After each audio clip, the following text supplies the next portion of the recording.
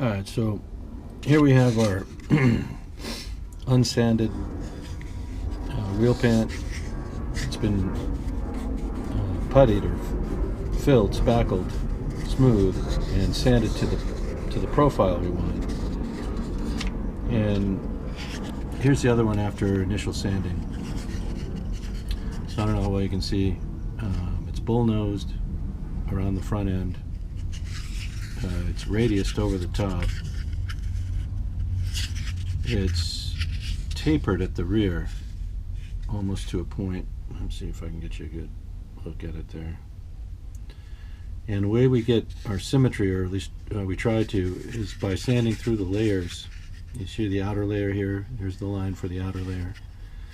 The secondary 3/32 layer, you can see how it's pulled back from the end, and we're right down to the 1/4 inch material here at the very tip.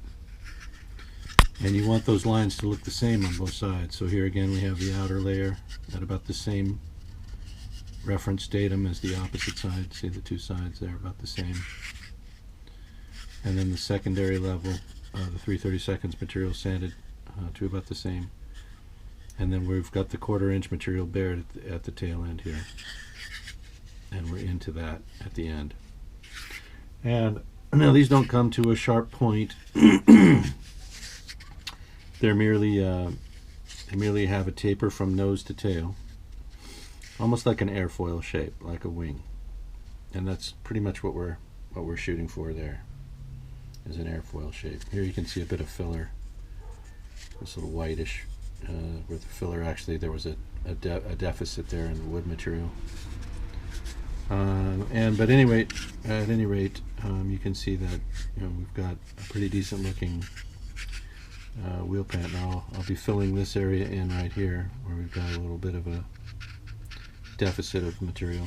The tail end rear edge looks good. Just this little bit at the nose of the wheel well right there. We'll just use filler and get that back to our prime sort of look, solid look. And we're going to continue sanding now. This was with 60, I want to say 60 grit. Oh, sorry, 80 grit. So this shaping was done with 80 grit on a sanding block. This material on this block, and it was effective. Got us to our rough shape. Now we lay on more filler to eliminate wood grain. We'll rub that in wet using our fingers. Do that like the frosting of a cake, like we did on the Aranca fuselage and wings. And we'll get that worked in there real good and let that dry for a full day to cure, and then we'll start sanding again. Meanwhile, while that's happening, I can begin working on this other one until we have two equally shaped and sanded wheel pants. And that shouldn't be too hard. Remember, we guaranteed our profile was identical by essentially by stack sanding. So we sanded them to exactly the same profile using the stack sanding method we might use for wing ribs. And then once we've established the overall profile of them is identical, the shape here is identical, which we had, I'll begin to shape the two in the same way. So this one is essentially done. All that's left now is to use the filler to eliminate wood grain, and we'll begin using 100 grit. We'll go to 150 grit or 180. Then we'll go to 220, and then we'll go a little bit finer than that after we apply our gesso and do the final paint prep. And then of course they'll all get an overall coat of the surface primer material. This is the final phase before paint prep.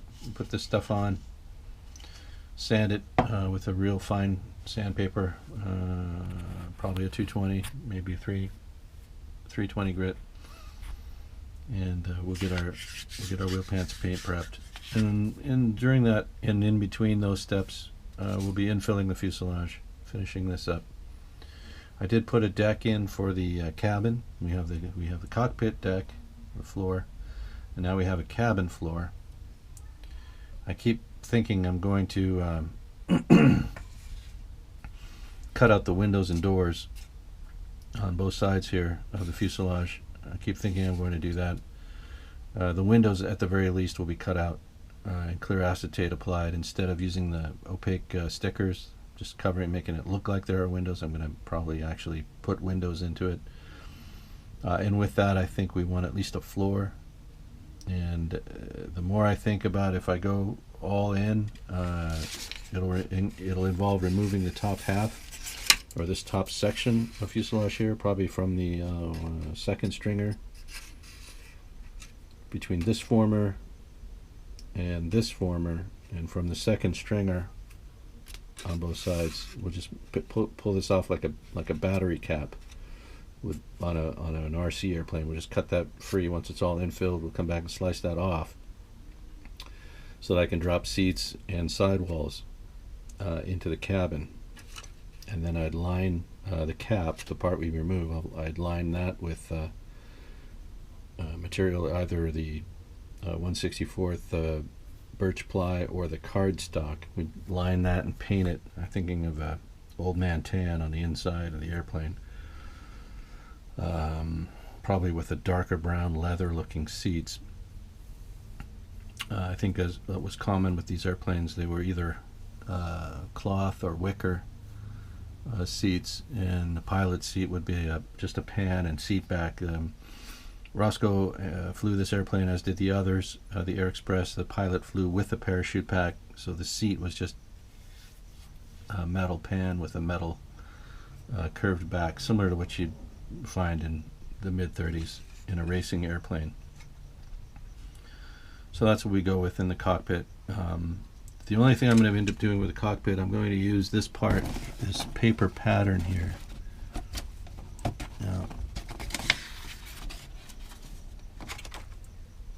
this piece is meant to overlay here the fuselage at the top here. So what I'll do is, once I get this all infilled, I'm going to cut it out of here, lay it on, and use it as a pattern to cut out the cockpit shape from the wood from the infill.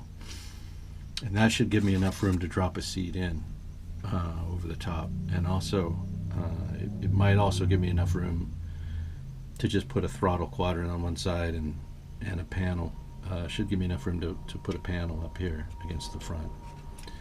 So I'm going to make a panel sandwich similar to what we did with the Aranca. A couple of instruments, airspeed, altitude, just the primary 6 instruments, the 6-pack they call it, that a pilot needs to fly an airplane.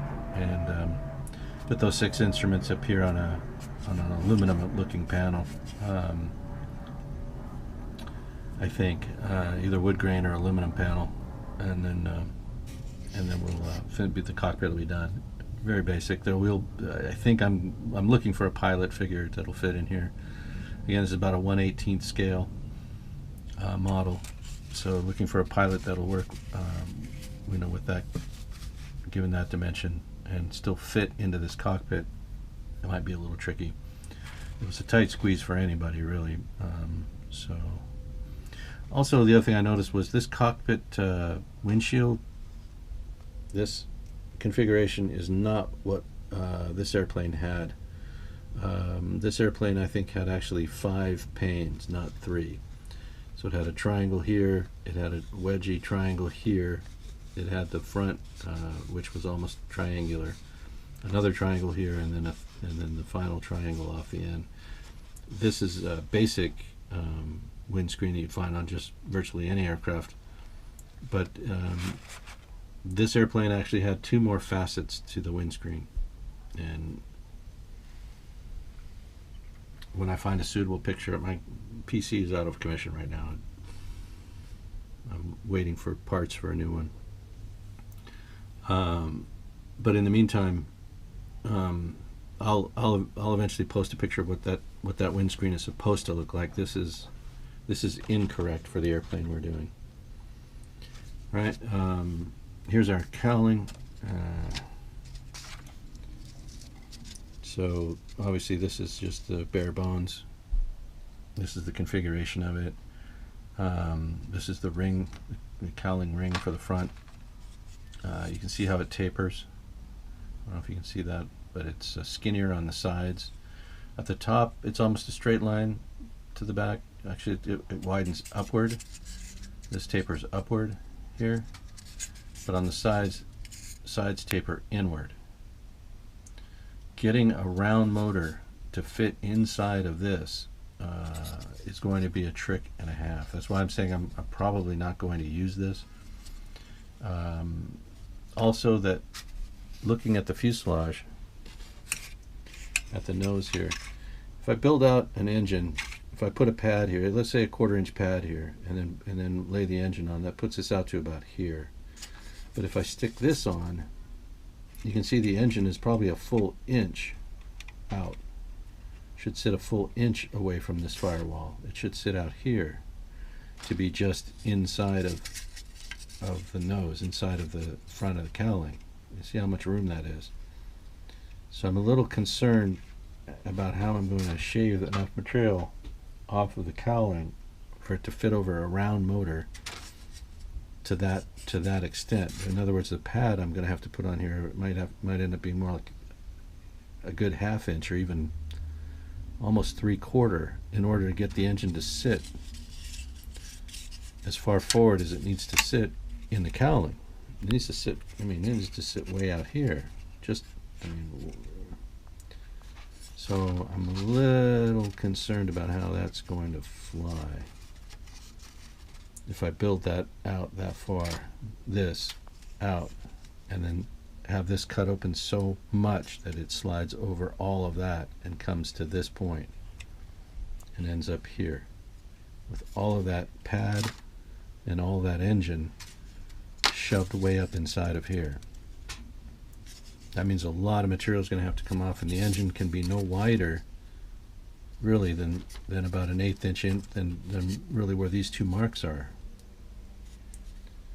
So I'd be cutting this all the way out in as much of a circular shape as I could, and still trying to fit that engine past this skinny opening to get it out into here, into this forward area. I'm not sure I can do it. I think in the cowling on the prototype airplane opens up and comes off in more than just, it doesn't just slide off this way. In other words, it clamshells out. In fact, panels may be coming, 1/4 panels may be coming completely off. I'm still looking for more reference material on how the front end of this airplane and the cowling goes together. So I've got books, I've got, other internet research that I've done, but it's still hard to see how that all fits together, how that works. But I'll figure it out one way or another. And remember, I'm probably not even going to use the cowling, partly for that reason, that this is just a much simpler way to build it. It's the way my reference photograph looks. The cowling is off, the engine is exposed, the wheel pants are on, and so on. So I'm building it to my plan, but I really want to see if I can make this work as well, also in addition. So it's kind of a battle right now, the way it looks. It looks like it's going to be a trick and a half. Not impossible, but definitely tricky to get that to work. So back to the wheel pants. Again, we'll be shaping this now to try and get it to look as much like this as possible, and then I'll be using filler and so forth. And while those steps are happening, in the meantime, we'll also be infilling the fuselage and getting it done, getting to the point to see whether or not I can pull this top cap off and furnish the cabin or not. Either way, I'm going to cut open those windows and install clear acetate to replicate windows on the airplane. At least right now, that's what I'm thinking. I could change all that and just go as simple and basic as possible and just stick these phony windows on. We could just go back to this and stick these on. I don't know. I'm still hashing it all out in my head. Lots of things can change. And things are getting busier around the house, and that's all happening too, so that'll probably have a deciding factor. But I like how this is turning out. These are this came out pretty good so far. I think this plan will work, making the wheel pants out of balsa. So, let's see how that goes later.